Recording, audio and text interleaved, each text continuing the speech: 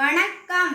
பாரதியார் தமிழக்கியவானின் தூரநோக்கு கொண்ட புது கவியொளியில் பிரகாசிக்கும் நட்சத்திரமாய் மகாகவி சுப்பிரமணிய பாரதியார் திகழ்கின்றார். இவர் இந்தியாவில் நெல்லை மாவட்டத்தில் உள்ள எட்டயபுரத்தில் 1882 ஆண்டு டிசம்பர் மாதம் 11ஆம் தேதி பிறந்தார்.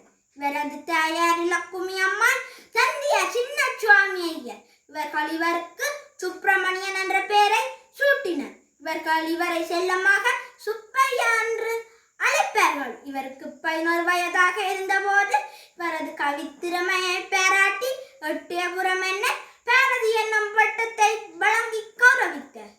இவர் 1897ஆம் ஆண்டு ஜூன் மாதம் 15ஆம் தேதி செல்லம்மாவை திருமணம் செய்தார்.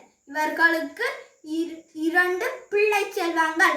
இலக்கிய போராளியாகவும் அரசியல் போராளியாகவும் திகழ்ந்த பாரதியார் தன் எழுத்துக்களை ஆயுதமாக்கி அக்கால சமுதாயத்தில் நிலவிய மூட நம்பிக்கை, பெண்ணடிமை நிலை, அந்நியராட்சி என்பவற்றுக்கு எதிராக போராடினர். இவர் வேற இதழ், நாளிதழ், மாத இதழ் என்பவற்றின் ஆசிரியராகவும் தமிழ் ஆசிரியராகவும் எட்டயபுரம் மன்னனுக்கு அவைக்கள கவிஞராகவும் விளங்கினர். திருவள்ளுவன் மீது பக்தியும் உயிர்கள் மீது அன்பும் கொண்ட பாரதியார் இயற்கையையும் பாரத தேசத்தை நேசித்து கவிதைகள் எழுதினர்.